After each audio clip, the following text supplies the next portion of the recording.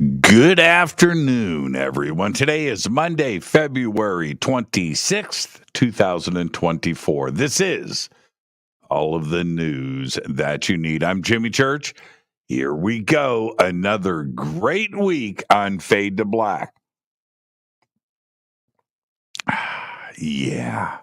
Help support the show. You know what to do. Get yourself Fade to Black T-shirt. The links are below. 2 ways to get them. That's it. Get a Game Changer membership. You'll get River Moon coffee. All right. The links are below. This week on Fade to Black tonight, Sir Blake Sinclair is with us. Tonight we're going to be talking about UFOs, contact, and shamans tonight with Blake. Tomorrow night, that's right, Richard Dolan is with us. Talked to him a lot over the weekend. His new book is done. Yeah, it's about USOs. I'll let him tell you all about it tomorrow night, but it's done. Very excited about this.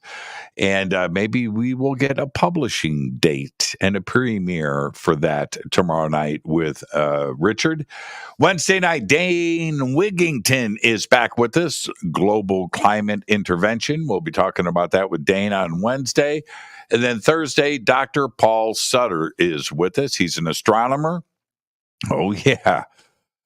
A professional astronomer and teacher and professor all in one night. And we are going to be talking about astronomy, science, and how it's presented to society. Yeah, man. All of that is going down Thursday. Great week, big week here on Fade to Black. All right.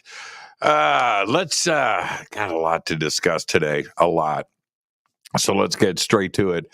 On this day in history, 1815, Napoleon escapes from exile on the island of Elba.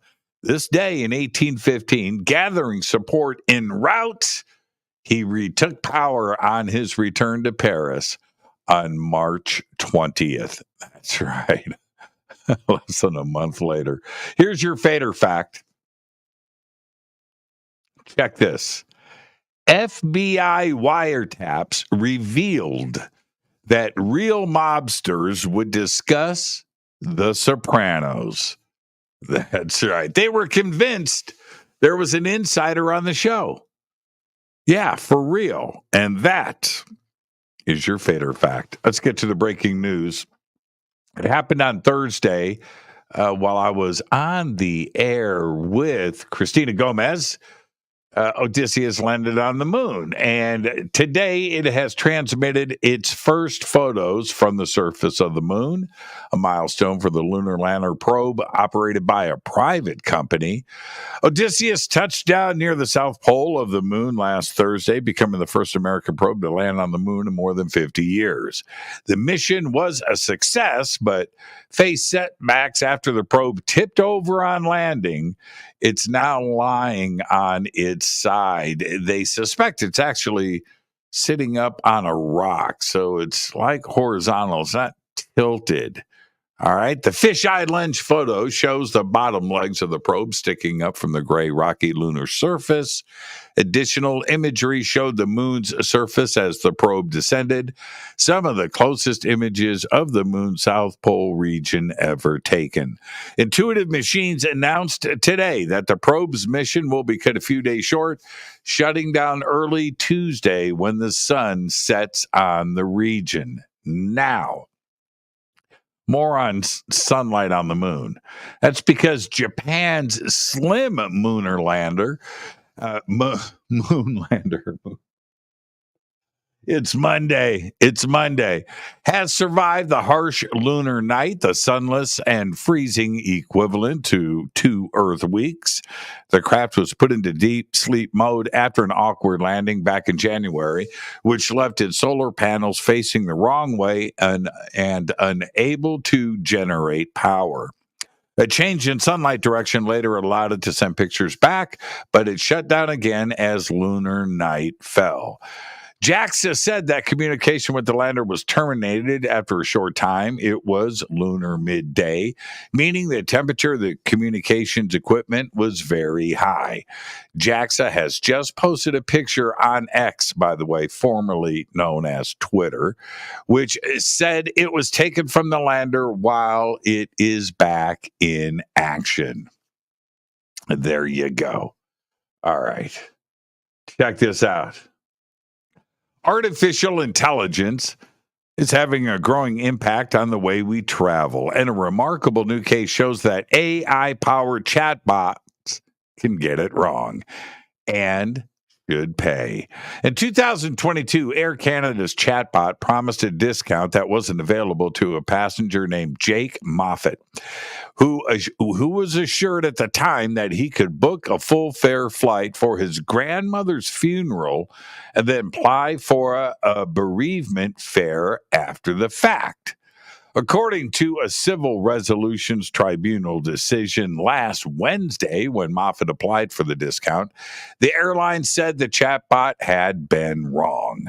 The request needed to be submitted before the flight, and it wouldn't offer the discount. Instead, the airline said the chatbot was a, quote, separate legal entity that is responsible for its own actions. Air Canada argued that Moffat should have gone to the link provided by the chatbot, where he could have seen the correct policy. Well, the British Columbia Civil Resolution Tribunal rejected that argument, ruling that Air Canada had to pay Moffat $812.02 in damages and tribunal fees. More police forces. Check this out. AI is everywhere today. More police forces are to join a trial scheme that uses AI to detect whether motorists are using mobile phones or not wearing seat belts while driving. Where's this happening? In England. The safety project started in 2021 and is a partnership between Warwickshire Police and National Highways in the UK. Now, 10 more forces in England are to use the technology mounted to a vehicle that takes multiple images of drivers. The images are then passed to police for consideration on whether any action is to be taken against the offenders. The police forces taking part in the trial are Durham, Greater Manchester Police, Umberside, Staffordshire, West Mercia, Northamptonshire, Wiltshire, Norfolk, Thames Valley Police, and Sussex. Wow. National Highways in the UK said there is a possible future rollout nationwide. More than 25 previously lost and unseen photos of the Rolling Stones by one of their photographers and his assistants are to go on display in London. The Elegantly Wasted exhibition features photos taken by Tony Sanchez, known as Spanish Tony by guitarist Keith Richards.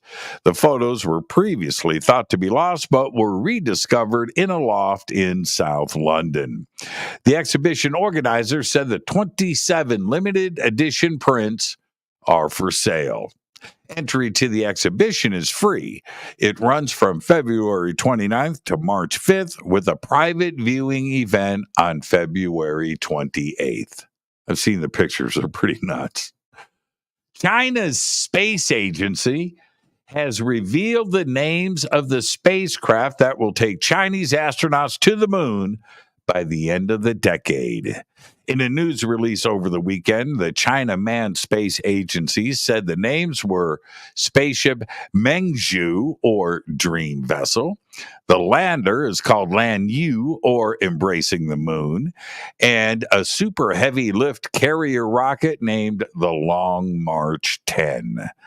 China has not released a date for the expected manned lunar mission, but it has said it would take place by 2030, and they would become the second country to land astronauts on the moon.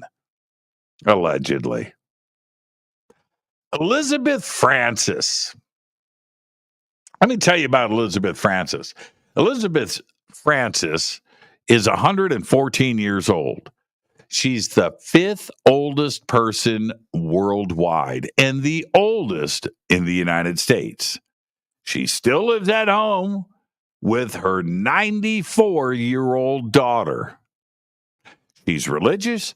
She doesn't smoke. She rarely drinks, but credits her long life to eating whatever she wants and speaking her mind. Be an Elizabeth. And finally, I'll leave you with this.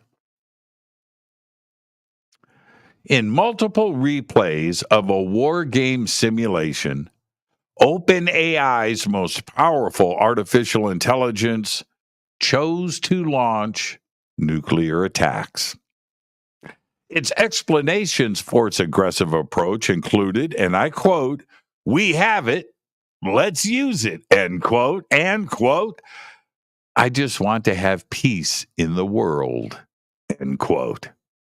These results come at a time when the U.S. military has been testing such chatbots based on a type of AI called Large Language Model, or LLM. Talk about LLMs nearly every single day on the show. And they're doing this to assist with military planning during simulated conflicts, enlisting the expertise of companies such as Palantir and Scale AI. That's right. OpenAI, which once blocked military uses of its AI models, has begun working with the U.S. Department of Defense. One of the crazy ideas for AI is that it will help governments make diplomatic and military decisions on the international stage. The thinking is that machines can process more information than humans on a shorter time scale.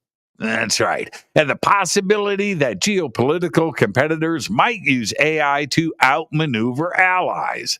Our military planners think they have to operate on the same terms. We now know the testing has been done. We now know that AI systems unexpectedly escalate seemingly neutral situations and show how little we understand about AI. The war game suggests that AI systems are more likely than humans to use the nuclear option. The OpenAI systems played each other, and whatever scenario they faced, AI systems always escalate to the extreme. In neutral scenarios, humans, us, Homo sapiens sapiens, well, we tend to try to de-escalate, both in war games and in the real world. But AI systems don't. Has anybody seen the movie War Games? Right? I mean, seriously? That movie was made in 1983, over 40 years ago.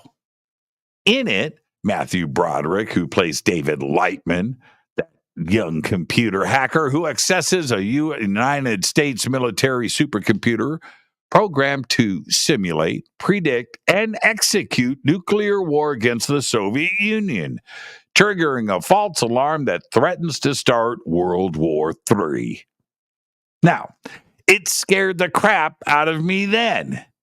And I think that there are more than a few things we can still learn from it now before it's too late. There you go. There's all the Fade to Black breaking news that you need for this Monday, February 26, 2024. Fade to Black breaking news is produced by Renee Neumann. Tonight on the show, Sir Blake Sinclair. We're going to be talking about UFOs, contact, and shamans. All of that and much more tonight on Fade to Black. I'll see you then. But for now, all I've got is go back, lay tappy.